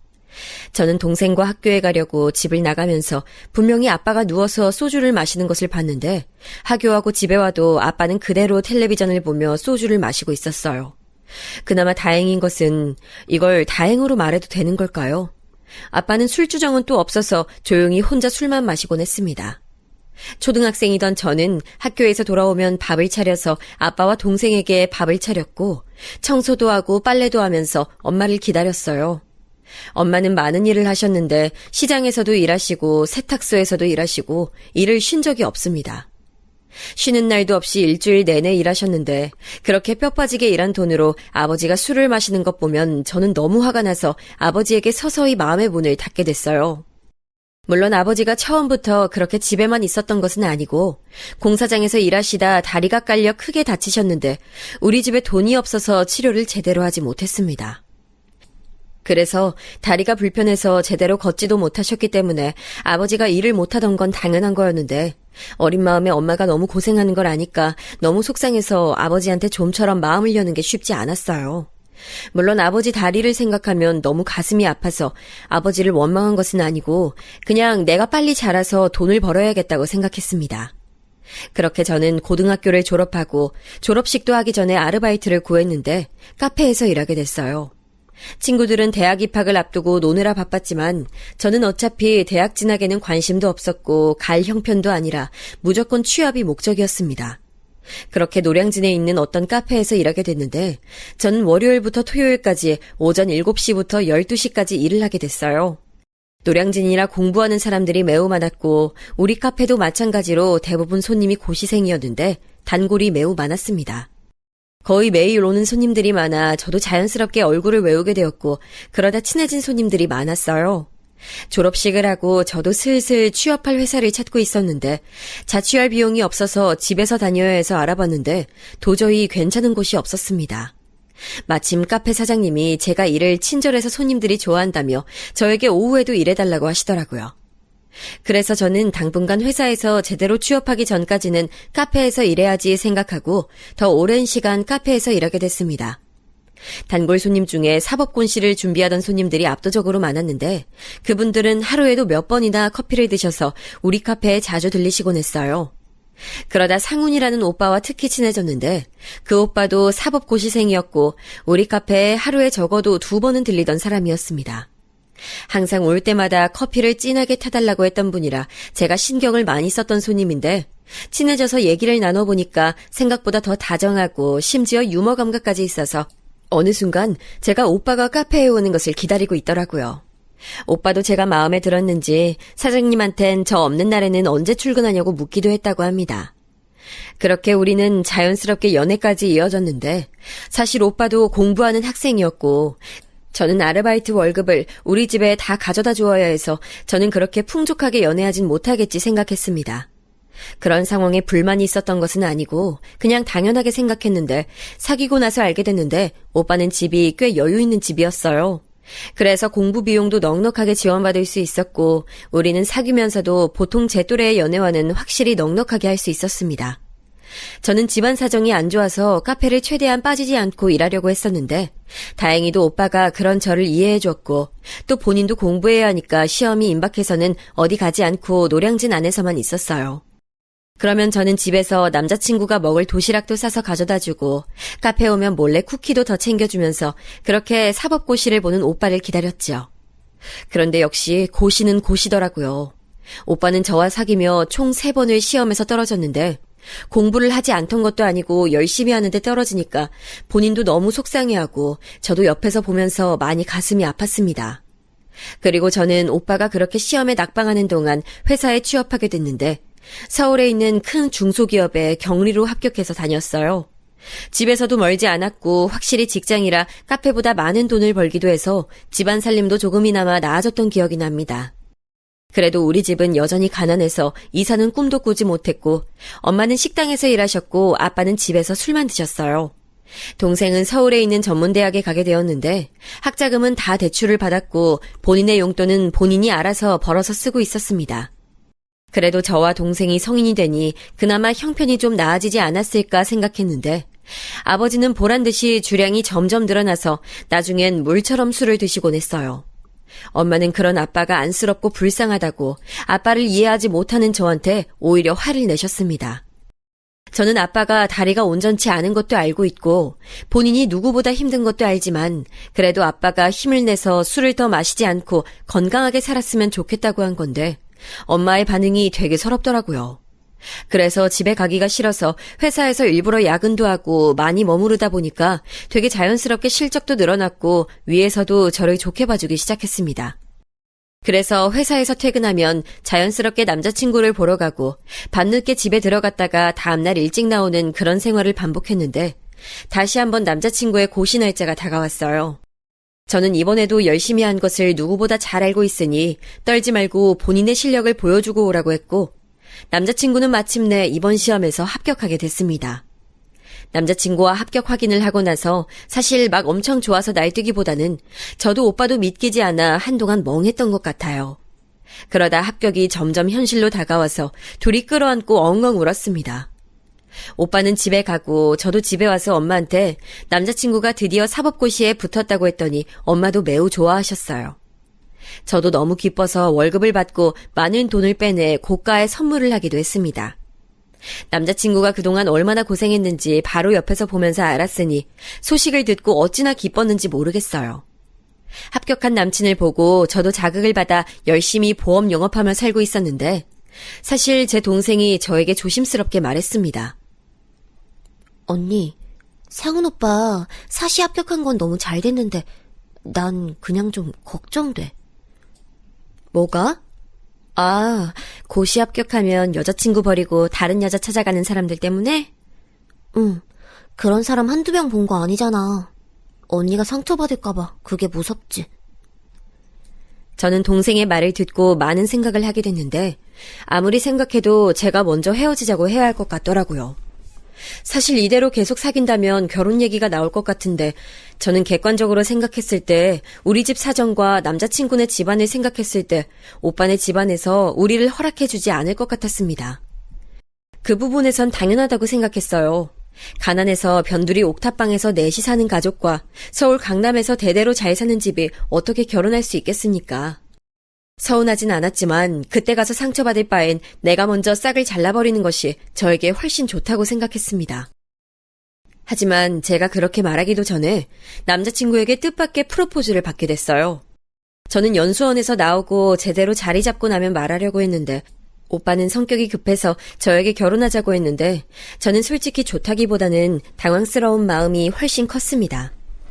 마음 놓고 좋아할 수가 없어서 표정을 숨기질 못했는데 남자친구는 본인과 결혼하기 싫은 거냐고 시무룩해져 있었어요. 아니, 그게 아니야. 나도 당연히 결혼하고 싶지. 그런데 결혼은 우리 둘만 좋다고 되는 일이 아닌 거 오빠도 알잖아. 네가 뭘 걱정하는지는 나도 알고 있어. 그리고 내가 부모님에게 이미 말도 했어. 그랬더니 뭐라고 하셨는데? 일단 데리고 와보라고 하셨어. 아버지는 미국에 계셔서 다음 달에 오시면 그때 한번 같이 보자. 저는 그 말을 듣고도 전혀 기쁘지 않고 오히려 걱정만 앞서게 됐어요. 그런데 저도 참 웃긴 게 헤어지자고 말할 생각이 있었는데 막상 결혼 제안을 받으니 그만 만나자는 말은 죽어도 나오지 않았습니다. 남자친구가 우리 집에 데려다 준 적은 많았지만 옥탑방까지 들어왔던 적은 없었는데 저에게 프로포즈하고 저는 일부러 남자친구를 우리 집으로 데려갔던 날이 있어요. 사실 속으로 내가 헤어지자는 말은 못하겠으니 네가 직접 우리 집을 보고 헤어지자고 해라 이런 마음이었죠. 그런데 남자친구는 태연하게 우리 엄마와 아빠에게 인사하고 심지어 백화점에서 저희는 평생 먹어본 적도 없는 과일과 고기까지 사서 인사드리러 왔습니다. 아버지는 그날도 술을 마시고 있었는데 남자친구는 같이 술 친구까지 해주고 돌아갔는데 덕분에 엄마와 아빠는 남자친구에게 마음을 뺏겨버렸어요. 동생도 저보고 남자 잘 만났다고 하는데 저는 속으로 좋은 감정도 당연히 있었지만 한편으로는 이 좋은 게 신기루처럼 사라질까봐 두려웠습니다. 그렇게 다음 달이 되어 저는 남자친구네 집에 인사를 드리러 가게 됐는데 너무 떨려서 일주일 전부터 잠이 오질 않았어요. 회사도 입사하고 처음으로 신경통으로 아파서 머리가 깨질 것 같아 나가지 못했습니다. 밥도 못 먹고 긴장하니까 동생은 저보고 인생은 길다고 가서 거절당하면 어쩔 수 없는 거라고 말하며 용기를 북돋아줬어요. 남자친구는 제가 너무 긴장하니까 미리 가족에 대해 설명해줬는데 아버지는 일 때문에 미국에 거주하시고 어머니는 교수로 재직 중이시더라고요. 동생은 2명 있었는데 둘 다 남자라서 남자친구는 3형제 중 첫째, 장남이었습니다. 미리 가족들의 취향과 성격을 듣고 드디어 찾아뵀는데 사실 너무 떨어서 기억도 잘 나지 않아요. 그냥 얼굴이 빨개진 채로 웃기만 하다 정신을 차려보니 우리 집 앞이더라고요. 그래도 앞에서 대놓고 결혼하지 말란 소린 듣지 않았지만 시어머니는 확실히 저를 마음에 들어하지 않으셨던 건 기억났습니다. 시아버지도 그렇게 저를 반기시진 않으셨지만 아무래도 당신이 미국에 계시니 집안에 대한 대소사는 시어머니가 결정하시는 것 같았어요. 그렇게 집에 와서 출근하고 지내고 있었는데 남자친구는 태평하게 결혼 얘기를 꺼내고 저는 마음이 불편한 채로 있었지요. 그런데 어느 날 퇴근하고 집에 가려는데 누가 저를 기다리고 있다는 말을 듣고 1층으로 갔더니 시어머니가 저를 기다리고 계셨습니다. 가까운 카페에 가서 둘이 얘기를 나눴는데 시어머니는 저에게 대놓고 말씀하셨어요. 그래도 어느 정도 평범하게 사는 집이면 저도 이렇게 찾아오진 않았을 거예요. 아가씨 케이는 저도 마음에 들어요. 예쁘고 참하고 직업도 있고요. 하지만 집안 사정이 많이 걸리네요. 저는 시어머니가 그렇게 말씀하시는데 도저히 제가 잘하겠다거나 그래도 결혼하고 싶다는 말이 나오지 않았습니다. 그래서 제가 아무 말도 못하고 있으니 시어머니는 그렇다고 본인이 결혼하지 말라고 하는 것은 아니고 최대한 시댁에 피해 없이 특히 남자친구에게 경제적으로 심하게 기대지 말았으면 좋겠다고 하고 돌아가셨어요. 아무리 대놓고 결혼을 반대하지 않았어도 저도 당연히 직장 생활을 하는 사회인이니까 무슨 말인지 알아들어서 남자친구에게 큰 마음을 먹고 드디어 헤어지자고 이별을 고하게 됐습니다. 어머님이 찾아왔단 말은 하지 않고 그냥 집안 차이를 내가 감당할 수 없을 것 같다고 하니까 남자친구는 저와 만나고 처음으로 크게 화를 내며 도대체 무슨 상관이냐고 난리치며 본인은 제가 아니면 결혼하지 않겠다고 선언했어요. 심지어 저를 시댁으로 끌고 가서 시어머니 앞에서 본인은 다른 사람과 결혼할 마음이 없다고 해서 제가 너무 곤란했습니다. 그렇게 남자친구의 막무가내 덕분에 우리는 결혼하게 됐는데 결혼 준비부터 그렇게 순조롭진 않았어요. 신혼집은 시댁에서 해주기로 하셔서 혼수를 제 돈으로 하려 했는데 시댁에서 요구하시는 예단도 그렇고 들어갈 돈이 매우 많아서 동생이 저에게 돈까지 빌려줄 정도였습니다. 중간에 이렇게 결혼하는 게 과연 맞나 싶었지만 남자친구가 제가 곤란해하니까 본인 비상금을 주어 제 돈인 척하라고 해서 겨우 넘겼던 기억이 나요. 그렇게 상견례도 했는데 시부모님을 뵙기 전에 제가 엄마와 아빠에게 미리 쓸데없는 소린 절대 하지 말고 그냥 남친 자랑만 하라고 했고 아빠에겐 그날 인생 최초의 부탁이니까 술을 마시지 말라고 했습니다. 동생까지 나서서 미리 단속하니까 상견례는 조용히 넘어갈 수 있었어요. 사실 시어머니는 그때도 표정이 안 좋으시고 웃지 않으셔서 남자친구가 중간에서 꽤나 고생을 했습니다. 상견례가 끝나고 결혼식이 다가오는데 제가 결혼한다고 회사에 얘기하고 남편 될 사람이 변호사라고 하니까 다들 어디서 그런 남자를 찜했냐고 언니들이 1초도 쉬지 않고 물어봤어요. 저는 사실대로 카페에서 아르바이트하다 만났다고 했더니 저한테 전생에 나라를 구했다고 부러워하며 시댁에서 허락을 어떻게 받았냐고 계속 물어봐서 상당히 곤란하기도 했습니다. 그러면서 본인들도 변호사 남편을 얻고 싶다고 저에게 남자친구 친구를 소개해달라 했는데 제가 부담스러워서 거절하니까 그중 몇 명은 저를 미워하기도 했어요. 엄마도 사위가 변호사니까 여기저기 자랑을 어찌나 하시던지 동네에서 제가 지나가기만 해도 저를 붙잡고 정말 남편이 변호사냐고 묻더라고요. 요란한 결혼 준비가 끝나고 드디어 결혼식 당일이 됐는데 제가 아빠가 상견례 때는 멀쩡해서 따로 감시하거나 그러진 않았거든요. 당연히 평생에 한 번 있는 딸의 결혼식에 술을 마시고 올 줄은 상상도 하지 못했고 저도 챙길 게 너무 많아 신경을 제대로 못 쓰기도 했고요. 그런데 제가 신부 대기실에 있었는데 저에게 동생이 따로 표정이 사색이 돼서 오더니 아빠가 술에 취한 채로 손님들을 마주하고 있다길래 너무 놀라서 당황했습니다. 저는 안에서 손님을 맞아야 하니까 동생한테 부탁하고 그대로 입장까지 하게 됐는데 아빠가 들어가기 전에 신부 손을 잡고 입장해야 하니까 저에게 왔거든요. 정말 술에 취해 얼굴이 벌개져 있더라고요. 아빠, 한 번뿐인 내 결혼식인데 도대체 뭐 하는 거야? 딸이 결혼한다니까 내가 너무 기분 좋아서 그래. 저는 정말 한숨이 나왔지만 그래도 결혼식이 먼저니까 겨우 가서 식을 진행했는데 하면서 시어머니 쪽을 보니 표정이 정말 대놓고 안 좋으셨어요. 결국 저는 살면서 제일 행복해야 하는 결혼식장에서 걱정 때문에 제대로 식을 치르지도 못했죠. 신혼여행을 가기 전에 시부모님을 찾아가서 죄송하다고 사과를 몇 번을 했는지 모르겠습니다. 시어머니는 저를 본 척도 하지 않으셨고 시아버지는 이미 일어난 일이니 잊고 여행을 잘 다녀오라고 하셨어요. 여행을 가서도 저는 제대로 즐기지도 못했고 남편과 얼마나 싸웠는지 몰라요. 남편은 뭐 어떠냐, 행패를 부린 것도 아니고 큰 소리를 낸 것도 아니고 무엇보다 결혼식이 이미 끝났고 지나간 일인데 저에게 너무 사서 걱정한다고 하더라고요. 저는 시어머니 반응을 봤으니 계속 머릿속에서 떠나질 않았고 결국 꿈에서까지 시어머니가 나와서 심장이 쿵쾅거렸습니다. 그렇게 여행에서 돌아와 시댁을 방문했는데 제가 일부러 시어머니가 좋아하신다는 브랜드의 가방을 사서 갔는데도 시어머니는 별 반응이 없으셨어요. 남편이 중간에서 많이 분위기를 풀어주어 그나마 저도 용기 내어 사과하고 집으로 돌아왔습니다. 그 뒤로 저는 시어머니에게 잘 보이려고 진짜 노력을 많이 했는데 최대한 자주 찾아뵙고 선물도 자주 해드렸어요. 다행히 남편 직업이 변호사고 저도 직업이 있으니까 돈을 벌어서 남편과 저는 또래보다 여유롭게 생활할 수 있어서 가능했던 것 같습니다. 결혼하고 친정에 생활비를 예전처럼 줄 수 없어서 걱정했는데 남편과 상의 끝에 시댁에는 들어가는 돈이 없으니까 친정에 남들보단 돈을 더 줄 수 있었어요. 제가 직장에 다니면서도 시댁 행사는 빠짐없이 참석하고 먼저 시어머니에게 다가가는 모습을 보이니 남편도 덩달아 우리 친정에 잘했는데 저는 그게 참 고마우면서 미안했습니다. 여전히 시어머니는 제가 찾아가도 반기거나 저에게 살갑지 않으셨지만 저는 하나도 서운하지 않았고 더 오기가 생겨서 다가갔어요.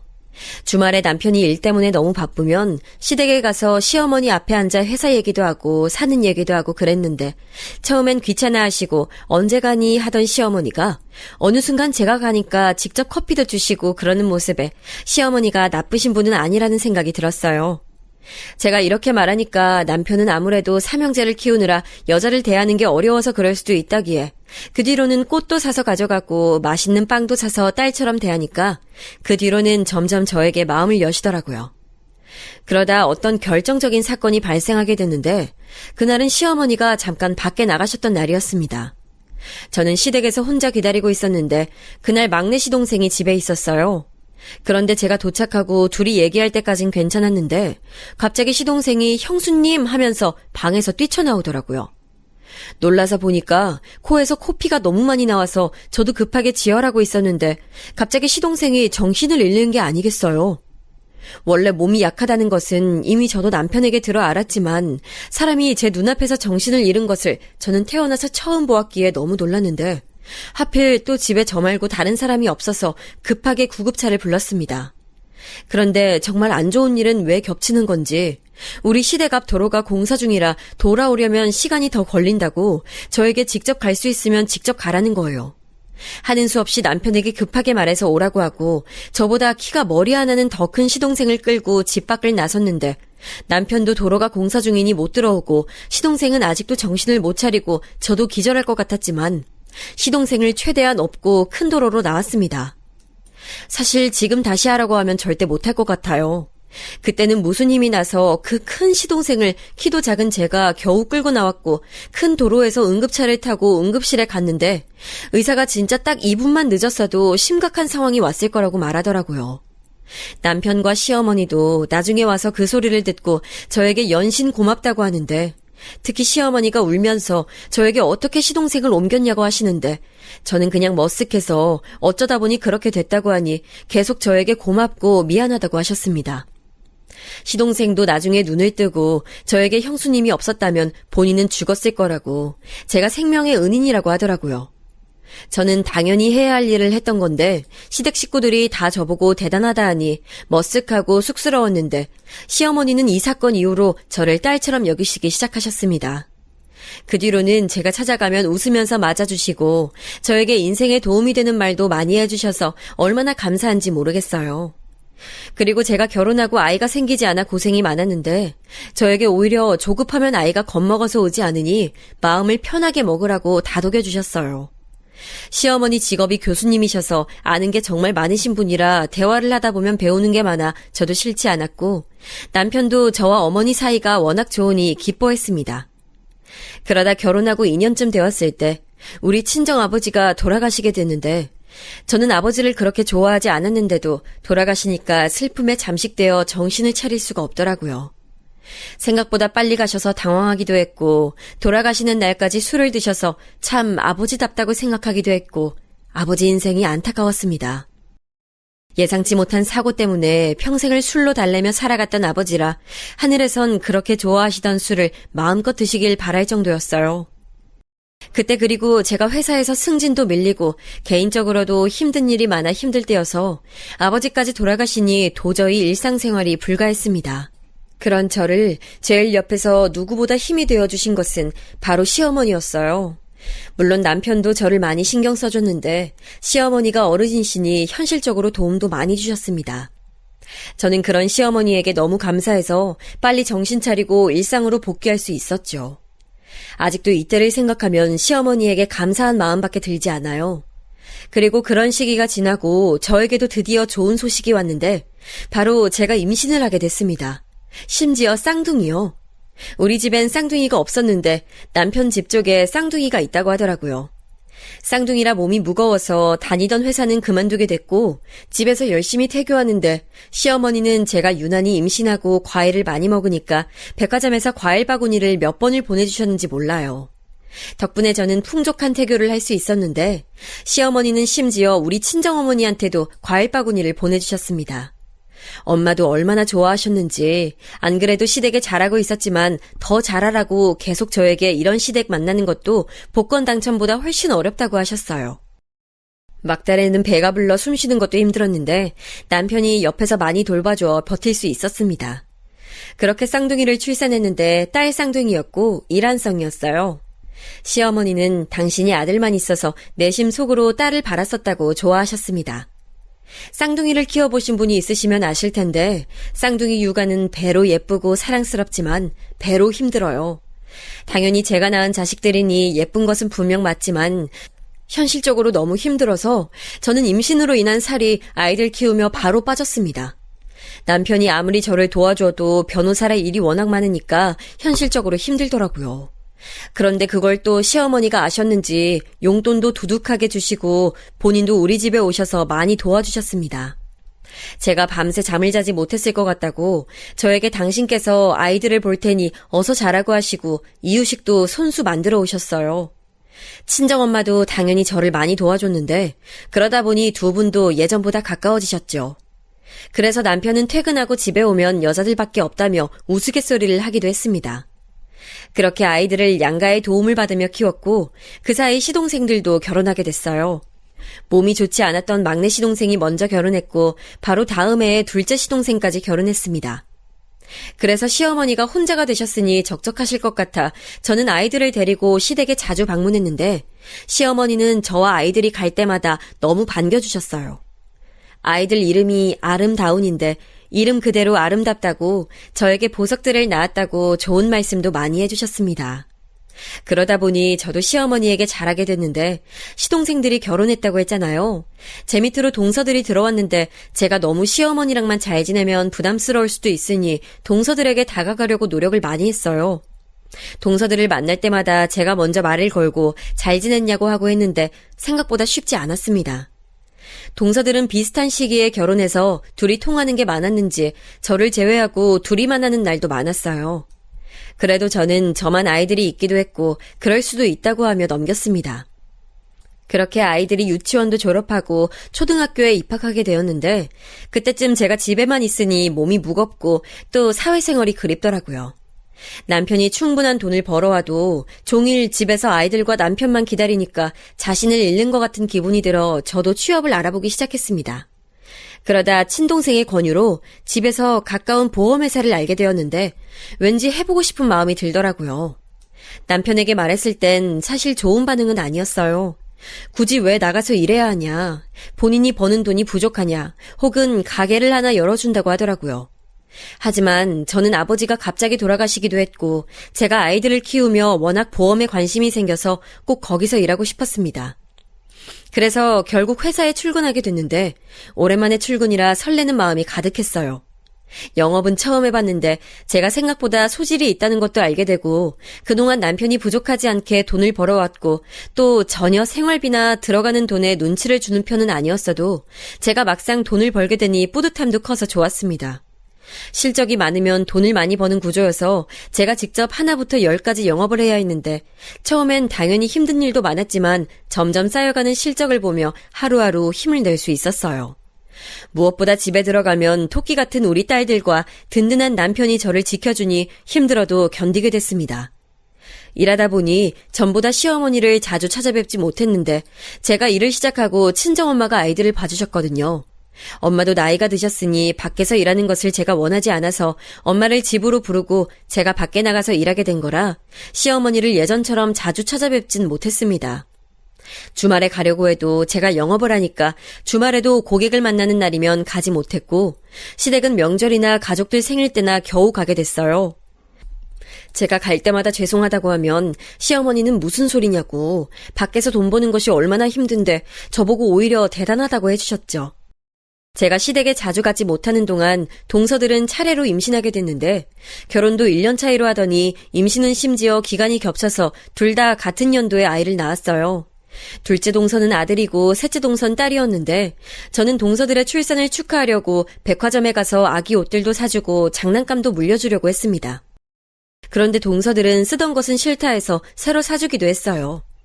동서들은 아이들이 크면서 교육에 아주 관심이 많았는데 사실 저는 사교육에 그렇게 큰 관심은 없었습니다. 남편도 공부는 본인이 원해야 하는 거라고 했고 무엇보다 우리 딸들은 예체능에 관심이 많았어요. 쌍둥이지만 취향은 달라서 첫째는 무용을 하고 둘째는 미술을 했습니다. 그래서 공부 쪽으로는 전혀 몰라서 동서들이 물어볼 때마다 제대로 대답해주지 못했어요.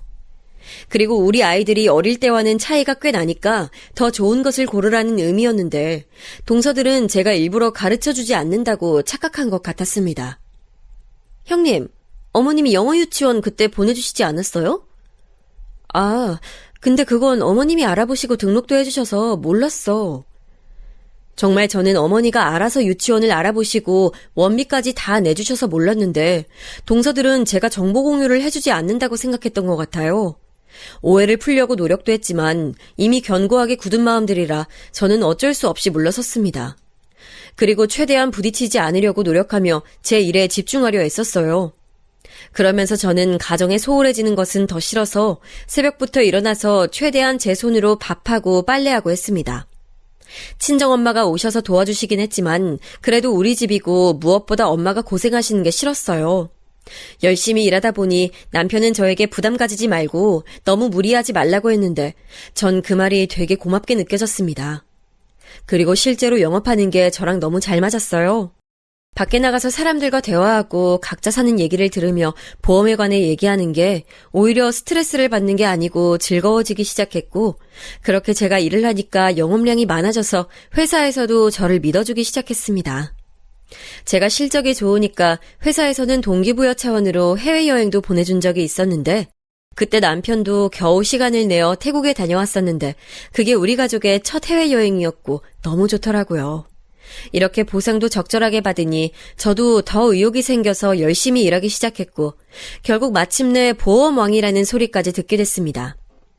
회사에서 저한테 너무 잘한다고 칭찬하며 나중에 지점장까지 하라고 하더라고요. 저는 또 막상 보험왕이라는 소리를 들으니까 신나서 더 열심히 일했고 시어머니와 친정엄마한테도 자랑했습니다. 친정엄마는 당연히 제가 자식이니까 뿌듯해하셨고 시어머니는 너무 무리하다 쓰러질 수도 있으니 몸을 많이 챙기라고 해주셨어요. 가족들이 이렇게 제 생각을 해주고 응원해주니까 저는 당연히 보답하고 싶은 마음이 들어서 생일이나 명절마다 선물을 크게 해줬습니다. 동서들과 사이가 그렇게 좋진 않았지만 그래도 제가 윗사람이니 먼저 다가가는 게 맞다 생각해서 백화점에서 명품 가방을 사다 주기도 했어요. 어렸을 때 워낙 가난해서 명품을 들고 다녀본 기억도 없고 여유 있게 살게 된 이후에도 명품엔 관심이 없어서 남편에게 선물하기 전에 물어보니까 남편은 굳이 선물해주지 않아도 된다고 저한테 그랬습니다. 하지만 동서들과 더 친해지고 싶어서 가방을 하나씩 선물해줬더니 동서들은 저한테 형님 그렇게 돈을 많이 버냐고 물었어요. 머쓱하게 웃으며 많이 버는 건 아니고 그냥 적당하게 번다고 했더니 이 가방은 적당하게 벌어서 살 수 있는 가방이 아니라고 하길래 약간 당황했지만 칭찬이겠거니 생각했습니다. 제가 이렇게 보험왕으로 회사에서 승승장구하며 잘 나갈 때 우리 딸들은 신경을 덜 쓰게 될까봐 엄마 역할도 많이 노력했는데 우리 예쁜 딸들은 저에게 최고의 엄마라고 저를 치켜 세워줬어요. 남편도 제가 일하고 나서 표정도 훨씬 밝아지고 더 삶을 알차게 사는 게 보인다며 혹시라도 법적인 문제가 생기면 자기가 책임진다고 저한테 아주 든든한 존재가 됐습니다. 영업으로 성공하니까 확실히 제 고객분들이 추천으로 또 다른 고객들을 소개해주는 경우가 아주 많았는데 그중 어떤 고객님이 본인 오빠가 보험을 이상하게 든 것 같다며 저에게 봐달라고 한 적이 있었어요. 제가 알아보니 정말 보험 사기를 당한 것처럼 온갖 필요 없고 쓸모없는 보험들이 가득해서 저는 기겁하고 해지하고 필요한 보험만 딱 신청해 주었더니 그분이 저에게 연신 고맙다고 하셨습니다. 사업을 하시던 분이셨는데 일하느라 바빠서 보험은 그냥 아는 사람에게 부탁했더니 이런 결과가 나왔다고 속상해하시며 저에게 고맙다고 저녁을 사주겠다고 했어요. 그래서 같이 저녁을 먹으며 보험은 이렇게 주변 알고 지내던 지인에게 사기당하는 경우가 왕왕 있어 제가 그럴 수도 있다고 하며 달래고 있었는데 식당에서 화장실을 가려고 하는데 누가 저를 따라오더라고요. 형님! 어머, 동서! 밥 먹으러 온 거야? 네, 친구들 모임이 있어서 왔어요. 형님은요? 고깃하고 먹으러 왔지. 동서, 밥 맛있게 잘 먹고 가. 저를 뒤따라온 사람은 둘째 동서였고 우연히 마주쳐서 놀랐지만 또 가족이라고 반가운 마음이 들더라고요. 그렇게 저는 고객님을 달래고 무사히 집으로 돌아갔는데 마침 다음 날이 시어머니 생신이셔서 가족들이 다 모이는 날이었습니다. 주말이라 다들 시간을 비워놓고 만나기로 했는데 저는 시어머니 선물을 백화점에서 고르며 이때도 동서들 선물을 미리 사놨었어요. 그렇게 시댁에 가서 가족들을 만났는데 시어머니를 오랜만에 본 거라 매우 반가웠습니다. 같이 즐겁게 식사도 하고 차를 마시기 전에 저는 남편이 예전에 쓰던 방의 화장실에서 잠시 다른 고객과 전화를 하고 있었는데 누가 남편 방으로 들어오는 거예요. 마침 전화가 끝나기도 했고 저는 그대로 나가려고 했는데 목소리를 들어보니 동서들이었습니다. 문고리를 돌리고 나가려는데 그 순간 둘째 동서의 말이 들렸는데 저는 그대로 얼어버렸어요. 아니, 또 우리 선물을 사왔네? 이거 일부러 그러는 거 아니야? 내 말이 자기 잘 나간다고 유세 떠는 거야? 우리도 뭐 집에서 보험왕님이라고 불러줘야 하나? 치마 걷어 영업하는 거 분명해. 그렇게 돈 벌면 누가 못 벌어? 저는 다리에 힘이 풀려 동서들의 목소리를 듣고 그대로 자리에 주저앉게 됐습니다. 잘 지내려고 노력했던 순간들이 하나도 의미가 없었던 것을 알게 되니 허탈하기도 했고 속상하고 제가 뭘 그렇게 잘못했다고 저런 소리를 듣고 있어야 하는지 이해가 되지 않았어요. 제 딴에는 선물은 좋은 마음으로 했던 거고 만약 싫다고 했으면 전 주지 않았을 거예요.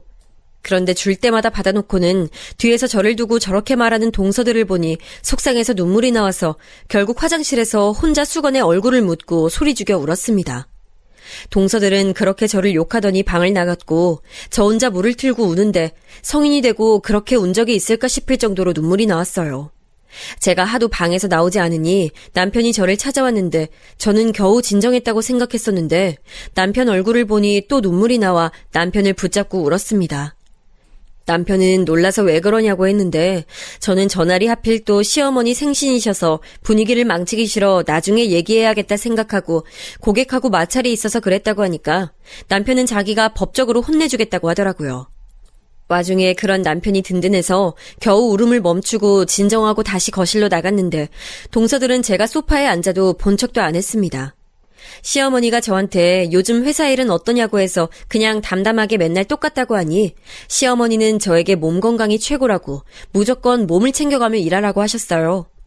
동서들에게 뒷담화 듣다 시어머니에게 저런 소리를 들으니 또 순간 울컥했지만 겨우 억누르고 웃었는데 동서들끼리 막 눈짓하더라고요. 시어머니 앞이니까 참아야지 생각하고 무시하고 있었는데 아니 글쎄 둘째 동서가 먼저 말을 꺼냈습니다. 형님, 어제 둘이 식사하던 남잔 누구예요? 그 말을 하니까 셋째 동서가 옆에서 어머 하며 입을 막고 저에게 가족들의 시선이 집중됐습니다. 내가 어제 고객이라고 말했잖아. 저도 아까 들었던 말이 있으니 딱딱하게 대답했는데 예상 밖의 반응인지 둘째 동서는 없는 말을 지어내기 시작했습니다. 아, 그래요? 고객이라기엔 둘이 너무 친해 보여서 몰랐죠. 누가 보면 바람 피운 줄 알 정도로요. 어머, 어머! 둘째 동서가 말하면 옆에서 셋째 동서가 맞장구를 치고 저는 너무 당황스럽고 민망해서 손이 덜덜 떨렸습니다. 그만해요. 세수 씨들 오늘 왜 이래요? 집사람이 선물까지 해줬는데. 남편이 나서서 뭐라 하니까 둘째, 셋째 시동생들은 그제야 본인 아내들을 말렸어요.